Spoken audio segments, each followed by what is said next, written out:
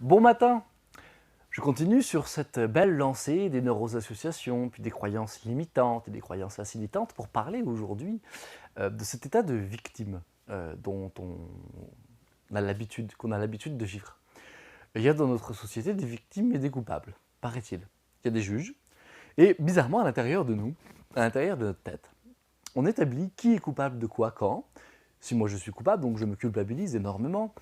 Et je vais me victimiser, et si je me victimise, alors là, j'ai le droit à de l'attention, soit de moi-même ou soit des autres. Comme je suis une victime, j'ai le droit à des récompenses que les victimes ont droit. Si je suis coupable, je n'ai pas le droit à une récompense, mais je vais m'auto-saboter. Je vais donc me faire du mal. Donc on a un juge, une juge à l'intérieur de nous qui va définir si on a le droit ou non de se faire plaisir, si on a le droit ou non d'être heureux, si on a le droit ou non à ci ou à ça. On a plusieurs parties de nous à l'intérieur, et il est très intéressant de voir comment les gens fonctionnent et de voir quelle partie d'eux-mêmes ils vont mettre en place. Par exemple, il y a des gens qui, vivant l'état de victime et de culpabilisation, ou l'un ou l'autre, ou seulement un ou seulement l'autre, vont se mettre à fonctionner dans notre environnement pour nous pour nous montrer qu'ils souffrent. Et pour nous montrer qu'ils souffrent, et comme ils souffrent, on devrait souffrir aussi. C'est normal, non? Si je souffre, tu souffres. C'est comme ça qu'on fonctionne dans notre société. J'en ai déjà parlé et j'en reparle aujourd'hui parce que c'est très important. Alors, on a des outils de changement qui nous permettent de ne plus fonctionner comme ça et de ne plus mettre cette souffrance sur l'autre ou même sur nous-mêmes. Mais on a du mal parfois à les utiliser parce que comme on s'est habitué à ce stationnement émotionnel, à cet état d'être, à cet état d'âme, on s'est mis à penser qu'on est comme ça. De toute façon, moi je suis comme ça. Ce qui n'est pas vrai. Ce qui n'est pas vrai du tout parce qu'on peut changer ça. Mais comme, rappelez-vous les neuroassociations, c'est la souffrance. Je vais donc fuir la souffrance et je vais aller vers le plaisir. Mais comme j'ai l'impression que de changer va m'amener plus de souffrance que de rester dans le même état d'être, que je connais, qui est confortable, même s'il me fait vivre des choses difficiles, j'ai l'impression que je vais vivre des choses beaucoup plus difficiles si je change. Ce qui est une croyance, de croire que le changement est difficile. Ce qui n'est pas vrai du tout. J'en fais l'expérience depuis des années. Fait que c'est vraiment une question de perception à l'intérieur de ça. Par conséquent, comment est-ce que je vais aller chercher les ressources et les outils nécessaires pour me dire que changer, finalement, c'est facile? Et là encore, c'est une croyance qui amène un changement plus difficile parce que je crois qu'il est difficile. Alors, comment je peux faire pour que cette souffrance, pour que cette victimisation, parce que j'ai eu par exemple de l'attention pendant des années en étant une victime, on est venu me voir en me disant ça va aller, c'est bien, c'est pas grave, et puis de l'attention que j'ai pas eue pendant un certain temps, là je me mets à l'avoir, je me mets à fonctionner comme ça. Et je vais vous parler de mon histoire par exemple. Moi, en ayant des problèmes de santé quand j'étais enfant, j'avais de l'attention que je n'avais pas autrement.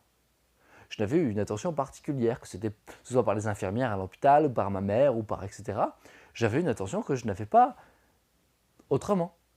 Donc je me suis mis inconsciemment, ce n'était pas du tout conscient, mais je me suis mis inconsciemment à développer, à mon avis, des maladies et des problèmes de santé, des problèmes de toutes sortes, pour pouvoir avoir l'attention des adultes autour de moi.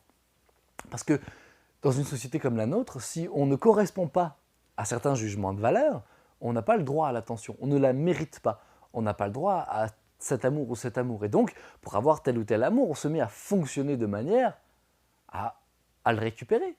Et donc, si j'observe inconsciemment, c'est indépendant de notre volonté. Il y en a qui le font en fonction de leur volonté, mais je pense que ce n'est pas très sain. Inconsciemment, on se met à développer des techniques pour récupérer cette attention, cet amour qu'on n'a pas autrement. Mais à partir du moment où on prend conscience qu'on se victimise, que notre société se victimise pour avoir de l'attention, comment on peut faire? Comment est-ce qu'on peut faire pour se responsabiliser, ne plus avoir besoin de l'attention des autres parce qu'on porte de l'attention du moi vers soi,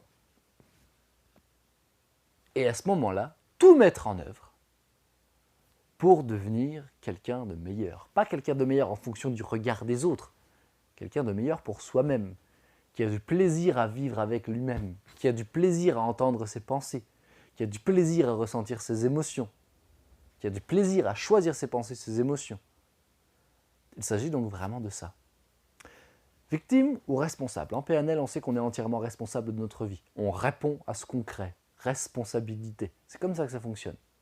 Alors, vous, est-ce que vous choisissez aujourd'hui, dans les prochaines minutes, les prochaines heures, d'être victime de votre vie, ou vous décidez de vous rendre compte que vous développez plein de choses de manière inconsciente, de les observer, d'en prendre conscience et donc d'évoluer? C'est aussi simple que ça. Je vous souhaite une merveilleuse journée et à très bientôt pour plus de vidéos. Au revoir.